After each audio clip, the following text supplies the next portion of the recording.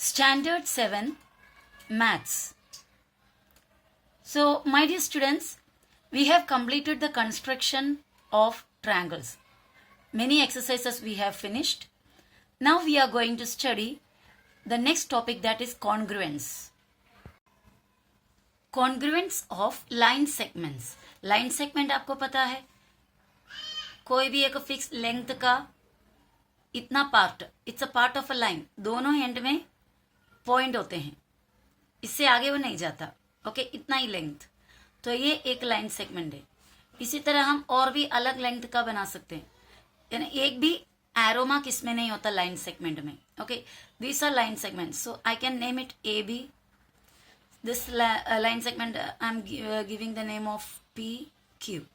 सो two line segment मैंने यहाँ पर बनाया, एक ए बी और एक पी क्यू. तो ये लाइन सेगमेंट है, उसका कॉन्ग्रुएंस. कॉन्ग्रुएंस का मतलब होता है इक्वालिटी, इक्वल होना. कॉन्ग्रुएंट है इसका मतलब इक्वल है. ओके, तो लाइन सेगमेंट कब इक्वल होता है? If given line segments are equal in length, they are congruent. If given line segments, अगर दिया हुआ line segments are equal in length, इनका लेंथ अगर इक्वल है, जितने भी लाइन सेगमेंट्स दिए उनमें से जिसका लेंथ इक्वल है उसे क्या कहते हैं? उन्हें दे आर कॉन्ग्रुएंट, उन्हें कहते हैं कॉन्ग्रुएंट लाइन सेगमेंट्स. तो यहां पर देखो, मैंने एक लाइन सेगमेंट दिया, that is A B, the other one is P Q, the next one is C D. Okay, इसके लेंथ हम चेक कर लेते हैं. किस लिए चेक कर रहे हैं? ये देखने के लिए कि इन्हें कॉन्ग्रुएंट कहा जा सकता है कि नहीं. So I kept the scale over here. The first line segment, that is AB, is 3 centimeter, is of 3 centimeter length. तो पहले वाला, let me check again. No, it is of 3.5 centimeter. 3.5 centimeter length. तो 3.5 centimeter. Let us check this one. That also is of 3.5 centimeter. 3.5 centimeter. And the next one, this is of 5 centimeter. So from this measure we can understand that the length of this AB and length of PQ, these are equal. दोनों का length same है. So we can say that segment AB, line segment can be shortly called as segment. Segment AB and segment PQ, line segment को short में क्या बोल सकते हैं? 3.5, sorry, ये सेगमेंट करके, ये लाइन का वर्ड यूज करना जरूरी नहीं है. Okay, that is a short way या short form of reading the name of a line segment. Segment A B, segment P Q and segment C D, like that. So इसका length 3.5, इसका 3.5, इसका 5, ये दोनों सेम है. Then we can write that या say that segment AB, this is the short form of segment. Segment AB is congruent. See how the symbol, equal डालने के बाद ऊपर ऐसा सिमिलर का सिंबल होता है. ओके, ये है congruent. इसको क्या पढ़ते हैं? is congruent to, is congruent to या is congruent with. So segment AB is congruent to segment PQ. इस तरह हम लिख सकते हैं. But segment CD is not congruent with all these two segments. Okay, so ये हुआ सेगमेंट का कॉन्ग्रुएंस. बहुत ही सिंपल पोर्शन है. Let's go ahead. Now here is an activity given. From the shape shown below, write the names of the pairs of congruent line segments.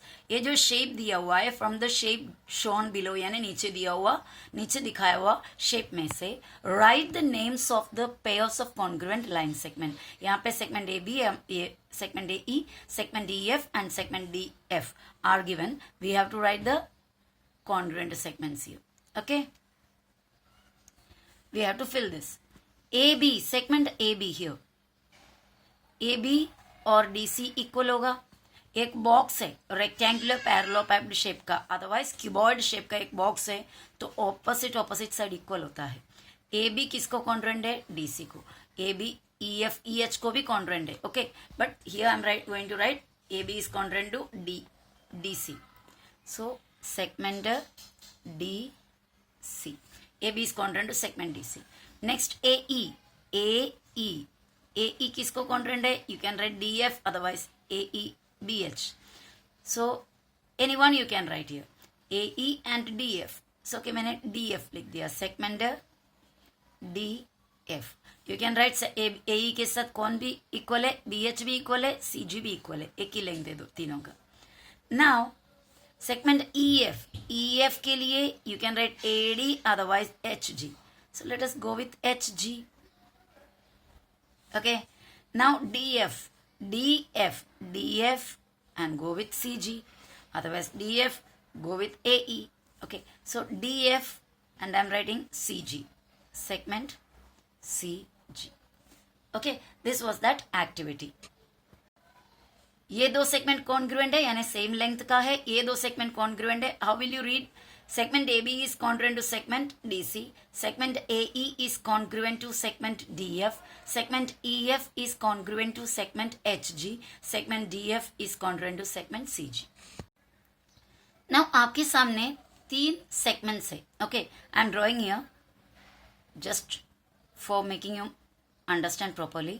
एक segment है, ये दूसरा एक segment है, और ये तीसरा एक segment है. Okay, तीनों का equal length समझो. तो इसका नाम मैंने ए बी लिखा, इसका नाम सी डी लिखा, और इसका नाम पी क्यू लिखा.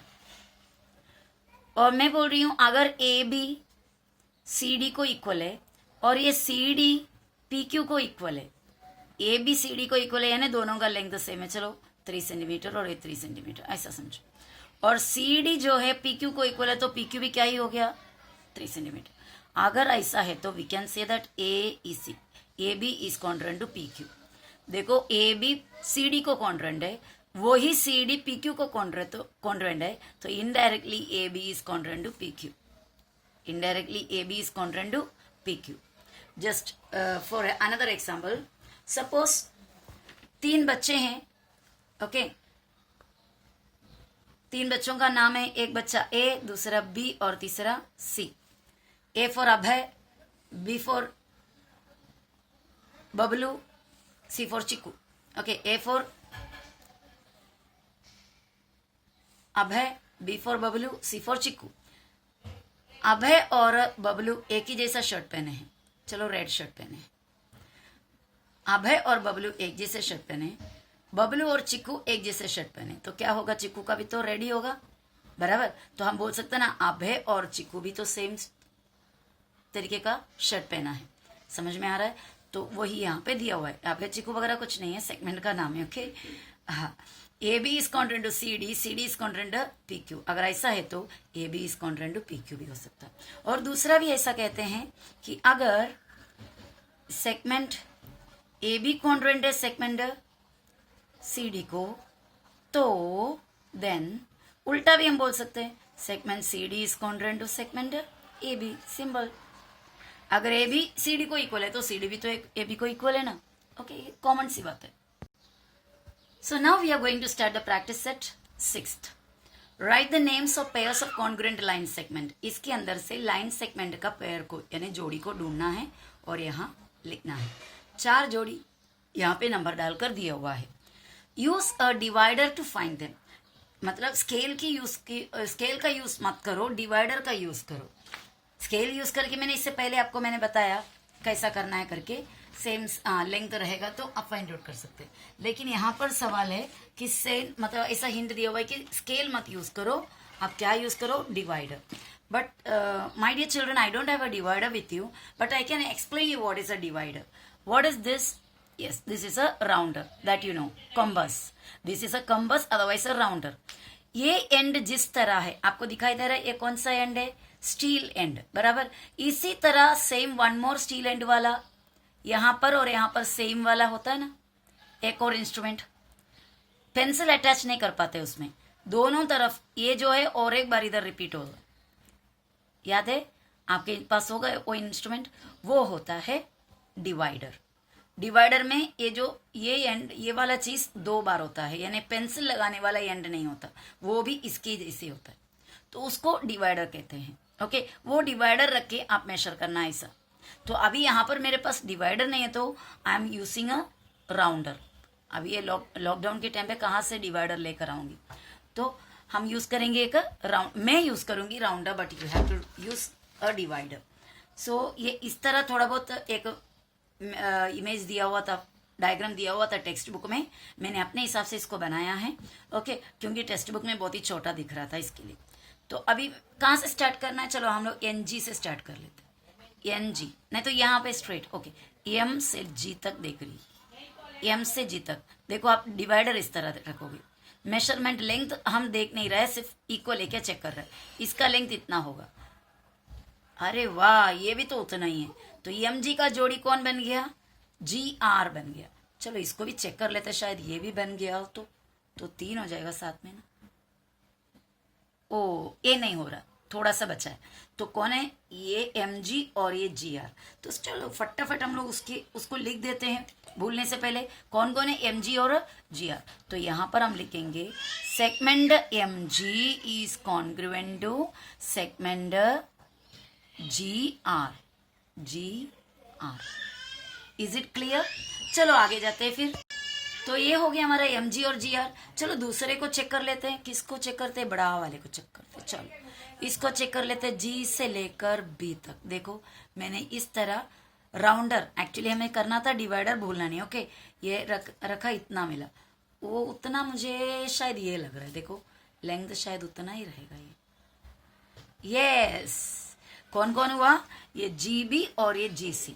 तो फटक से हम लिख लेते हैं उसको भी. Segment G B and segment कौन था इसके साथ? G C. ये दोनों congruent. Segment G B and segment G C. Okay, now ये भी हो गया जी बी जी सी. ये हुआ था हमारा बराबर. तो अभी ये बचा है. चलो उसके ऊपर रखते हैं यहाँ पे, और इसको छोटा करके इधर तक लाया. ये है, इसके साथ ये शायद बैठेगा लग रहा है. यस, तो ये एन जी और जी ई दोनों इक्वल है. तो segment N G is congruent to segment G C. Segment G C. Okay, और एक जोड़ी बता रहा है, फोर्थ भी नंबर डाला हुआ है. कितने लाइन से देखो, कितने सेगमेंट से देखे पहले. 1 2 3 4 5 6. 6 तो ऑलरेडी हो गया. 1 2 3 4 5 1 2 3 4 5 6 और एक 7 रह गया. एक सिंगल एक्स्ट्रा रह गया. तो उसके लिए कौन अभी साइड बाकी बचा? ये एक साइड बचा है. यही तो बचा है. उसकी तो जोड़ी हमें किधर भी नजर नहीं आ रहा बराबर. उसकी जोड़ी नहीं नजर आ रहा कहीं भी. तो अलग ही है वो बाकी लोगों से. देखते हैं इनको दोनों को. ये जो है इसको और इसको लगा के देखो,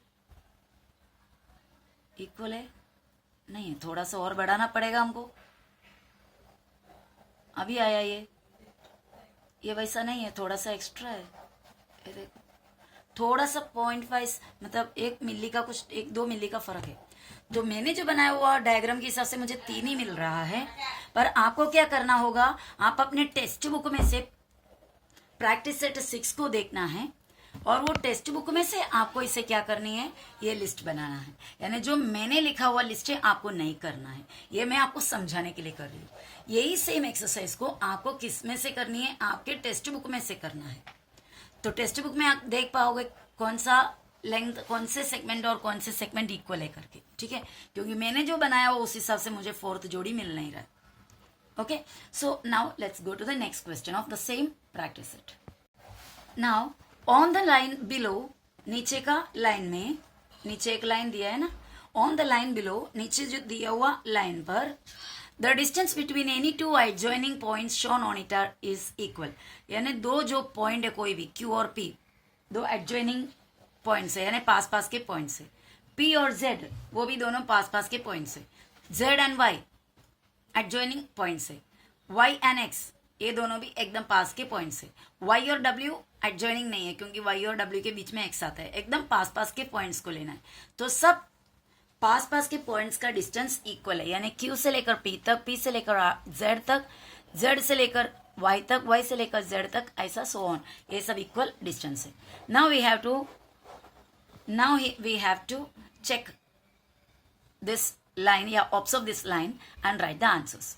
Segment AB is congruent to segment what? Segment AB, A से लेकर B तक. AB किसको congruent है? आप कोई भी इसमें से ले सकते हो. I am taking BC. Otherwise I can take QP. Any. Okay, segment PQ I am writing. Segment AB, एक इधर से इधर तक ही डिस्टेंस है, इधर भी तो उतना ही डिस्टेंस है. I have written PQ.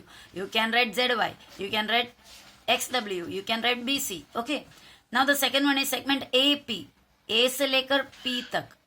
A से लेकर P तक कितने गैप हो गया? 1 2 3 4 5 गैप्स हुआ. A से लेकर P तक 5 यूनिट्स है, तो उतना ही सेम गैप वाला दूसरा चाहिए. चलो W से लेके Q तक हो जाएंगे तो भी 1 2 3 4 5 यूनिट हो जाएगा. तो मैंने लिख दिया WQ, नहीं तो QW, तो मैंने लिख दिया QW. A से लेकर P, सॉरी, A से लेकर P तक जितने गैप है 5 गैप से, उतना ही गैप Q से लेकर W तक भी है. Now next AC, segment AC, A से लेकर C तक कितना गैप है?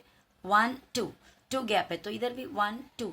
एक A से लेकर X तक आप लिख सकते हो AX, नहीं तो 2 गैप वाला कोई भी दो अल्फाबेट को ले लो, यानी दो एक सेगमेंट को ले लो. A से लेकर C तक, तो यू कैन राइट Q से लेकर Z तक ऑल्सो. QZ भी लिख सकते हो, PY लिख सकते हो, वहां पर भी 2 गैप है, यानी 2 यूनिट से. BY, B से Y, BY 1 2 3 4 का गैप में कुछ भी आप लिखो, 1 2 3 4. QX.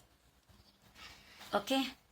Now segment dash is congruent to segment YQ, Y से Q तक 1 2 3. वही 3 आप यहां से ले लो, 1 2 3. WC. ओके. BW कितने गैप? 2 गैप्स, तो यहां से आप भी 2 गैप्स ले लो. PY, कहीं से भी सेम गैप आप ले सकते हो. समझा है? बहुत ही सिंपल था. और ये जो मैंने आंसर लिखा है उसके जगह में आप और भी कोई भी सेम मेशर वाला सेगमेंट इसमें से निकाल कर लिख सकते हो. So my dear children, next topic is congruence in angles. अभी हमने सेगमेंट का कॉन्ग्रुएंस देखा. नाउ नेक्स्ट इज एंगल के कॉन्ग्रुएंस, और उसके बाद हमारे पास है सर्कल के कॉन्ग्रुएंस. तो ये सभी पोर्शन बाकी रह गया इस लेसन के अंदर. So in the next video we are going to come with the congruence in angles and congruence in circles. So मिलते हैं नेक्स्ट वीडियो में. Bye bye.